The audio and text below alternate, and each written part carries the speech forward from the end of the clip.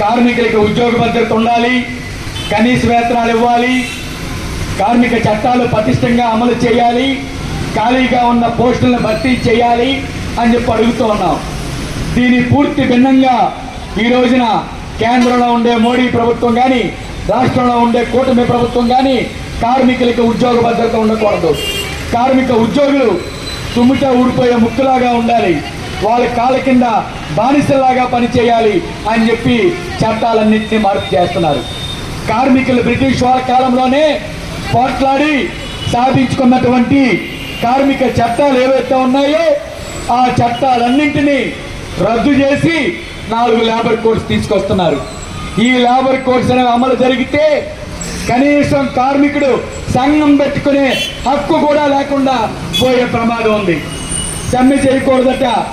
ఇప్పుడు దాకా కార్మిక వర్గం అనుభవిస్తున్న హక్కులన్నీ కూడా ఊరికినే రాలేదు, మనం పోరాడితేనే వచ్చాయి.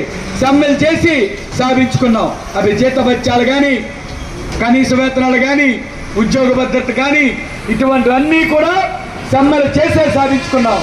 కానీ ఈరోజు నరేంద్ర మోడీ గారు చట్టాలు మార్పు చేసి కార్మికులు కనుక సమ్మె చేస్తే ఆ సమ్మె చేసిన వాళ్ళని జైల్లో పెడతామని చెప్తూ ఉన్నాడు. సమ్మెకి పిలిపించిన వాళ్ళని అరెస్టులు చేసి కేసులు పెడతా ఉంటున్నాడు. సమ్మె చేస్తే ఆ ఒక్కరోజు సమ్మె చేస్తే 8 రోజుల జీతం కార్మికుల జీతాల నుంచి కట్ చేస్తామని చెప్తున్నాడు. మేము అడగదలుచుకున్నాం, మేము సమ్మె చేస్తే మమ్మల్ని జైల్లో పెడితే ఈ దేశంలో ఉండే జైళ్లు సరిపోతాయా అని అడుగుతూ ఉన్నాం. కాబట్టి ఈ రోజు మనం అనుభవిస్తున్న హక్కులన్నీ కూడా మనం పోరాడితేనే వచ్చాయి. కాబట్టి ఇప్పుడున్న హక్కులు రక్షించుకోవడం కోసం కానీ, కొత్త హక్కులు సాధించుకోవడం కోసం కానీ మనకి పోరాటం తప్ప మరో మార్గం లేదు. ఆ పోరాట మార్గంలో సిఐటియు పయనిస్తుంది. ఆ పోరాట వారసత్వం సిఐటికి ఉంది అని చెప్తున్నాం. మేడే రోజు అమరవీరులను ఉరి తీశారు, తుపాకీలతో కాల్చారు. ఆ తుపాకీ రక్తంలో తడిసినటువంటి షర్టే ఈ రోజున కార్మిక జెండాగా మారి, ఎర్ర జెండాగా మారి ప్రపంచంలో ఉండే కార్మిక వర్గ విముక్తి కోసం దిక్సూచిగా మారుతూ ఉంది. అటువంటి ఎర్ర జెండా దేశం మొత్తం మీద తలెత్తుకొని ఎగురుతుంది అంటే అది మన పోరాటాల ఫలితంగానే ఎగురుతుంది. నరేంద్ర మోడీ అనుకోవచ్చు, నేను చట్టాలు చేస్తున్నాను, సంఘాలను అణిచేస్తాను, కార్మికులు పోరాటాలు చేస్తూ ఉంటే దాన్ని అణిచేస్తాను, పోలీసులు పెడతాను, కేసులు పెడతానని. నువ్వు ఎంతమంది పోలీసులు పెట్టినా, ఎంత నిర్బంధించినా కార్మిక హక్కుల కోసం ఎలాంటి పోరాటాలకైనా, ఎలాంటి త్యాగాలకైనా కార్మిక వర్గం సిద్ధంగా ఉంది. అటువంటి త్యాగాలకి సిద్ధపడే మేడే పోరాట స్ఫూర్తితో భవిష్యత్తు పోరాటాలకు సిద్ధంగా ఉన్నామని ఈ మేడే సందర్భంగా ప్రతినిబోడుతూ ఉన్నాం. 140 సంవత్సరాలు పూర్తయింది. ఈ 140 సంవత్సరాల కాలంలో అనేక హక్కులు సాధించుకున్నాం. కానీ ఈ రోజున ఉన్న హక్కులన్నీ తీసేస్తూ ఉన్నారు. సంఘం పెట్టుకునే ఊరట, సమ్మె చేయనివ్వరట, పిఎఫ్ ఈఎస్ఏ ఉండనివ్వరట, ఉద్యోగ భద్రత కల్పించరట, పర్మనెంట్ ఉపాధి ఉండదట. ఏమీ లేకుండా కార్మికులు యజమాని చెప్పు చేతుల్లో కాళ్ళ కింద బానిసల్లాగా ఉండాలని చెప్తున్నారు. మోడీ గారు ఒకటి చెప్తే దానికంటే ముందుగానే చంద్రబాబు నాయుడు గారు మన రాష్ట్రంలో 8 గంటల పనిదినం కాదు 12 గంటల పని చేయాల్సిందే అని చెప్పి సర్క్యులర్ జారీ చేస్తున్నాడు. ఆడవాళ్ళు ఇప్పుడు దాకా పగల మాత్రమే పనిచేస్తే సరిపోయేది, ఇప్పుడు రాత్రులు కూడా పని చేయాలని చెప్పి చెప్తున్నారు. ఎటువంటి పరిస్థితుల్లో అయినా 24/7 24 గంటల్లో ఎప్పుడైనా సరే పని చేయాల్సిందే అని చెప్పి చెప్తున్నారు. ఈ రకంగా మహిళల మీద, కాంట్రాక్ట్ కార్మికుల మీద, అసంఘటిత రంగ కార్మికుల మీద విపరీతంగా దాడి చేస్తున్నారు. ఈ రోజున రోడ్డు మీద చిరు వ్యాపారాలు చేసుకుంటున్నారు. తోపుడు బళ్ళ కార్మికులు, ముఠా కార్మికులు, భవన నిర్మాణ కార్మికులు, వీళ్ళెవ్వరికి ఏ చట్టాలు లేవు. పర్మనెంట్ వర్కర్స్కి, ఇతర సంఘాలకి చట్టాలు ఉన్నాయి కాబట్టి ఆ చట్టం చూపించి మాకు కూడా ఈ చట్టాలు అమలు చేయని అడుగుతున్నాం.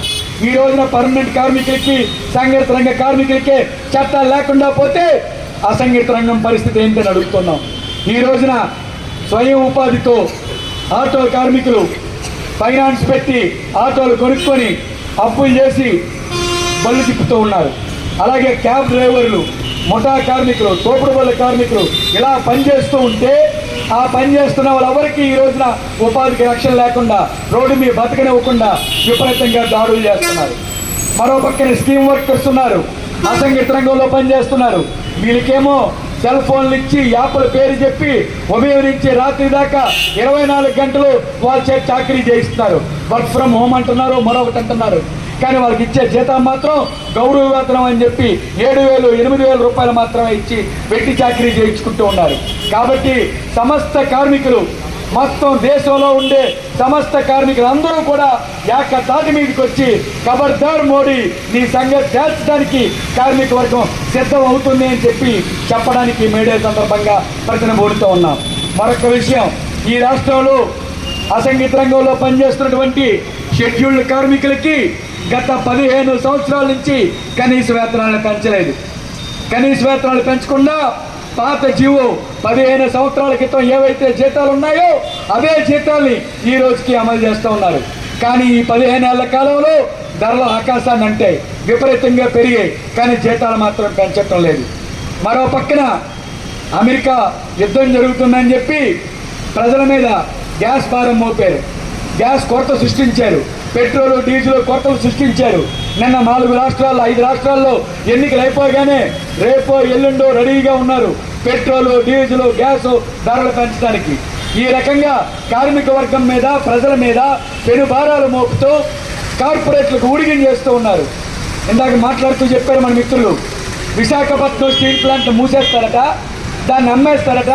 పక్కనుండే మెట్రో కంపెనీకి 2,500 కోట్ల రూపాయలు పెట్టుబడుల రాయితీలు ఇచ్చారు. పక్కనే గూగుల్ కంపెనీకి చంద్రబాబు నాయుడు గారు, లోకేష్ గారు మొన్న 28వ తారీఖు విశాఖపట్నం వచ్చి వైజాగ్ అంటే జీలో గూగుల్ ఉంది అని చెప్తూ ఉన్నారు. ఈ రోజున అభివృద్ధి పేరు చెప్పి, ఉపాధి పేరు చెప్పి ప్రజల తాలూకా భూముల్ని, ముఖ్యంగా దళితులు రైతులు ఎవరైతే సాగు చేసుకుంటున్న భూములు ఏవైతే ఉన్నాయో ఆ భూములన్నీ కొల్లగొట్టి లాగుతూ ఉన్నారు. కొత్తగా ఉద్యోగాలు వచ్చిన పరిస్థితి లేదు, ఉన్న ఉద్యోగాలు కోల్పోతున్నారు. కాబట్టి కనీస వేతనాల కోసం, ఉద్యోగ భద్రత కోసం, సామాజిక న్యాయం కోసం, వీటన్నింటి కోసం 8 గంటల పనిదినం కోసం సిఐటియు రేపు జూన్ జూలై నెలల్లో సమరశీల పోరాటాలకి పిలిపిస్తోంది. ఈ పిలుపులో కార్మిక వర్గం యావత్తూ కూడా పాల్గొవాలి. ఎలాంటి త్యాగాలకైనా చేసి ఈ ప్రభుత్వం తాలూకా మెడలు వంచి మన హక్కుల్ని కాపాడుకుంటాం. ఆ రకంగా చంద్రబాబు నాయుడు తరం కాదు మన హక్కుల్ని తీసేసేది, మోడీ తరం కాదు. ఎవరు వచ్చినా సరే కార్మికులు తలుచుకుంటేనే బాబు అయినా మోడీ అయినా ఉన్నారు. కార్మికులు తలుచుకుంటే మీరు ఆ కుర్చీల్లో ఉంటారు. కార్మికులు మిమ్మల్ని దించేయాలి అనుకుంటే 1 నిమిషం చాలు. కాబట్టి కార్మిక వర్గంతో పెట్టుకోవద్దు. కార్మిక వర్గం సమరశీల పోరాటాలకి సిద్ధంగా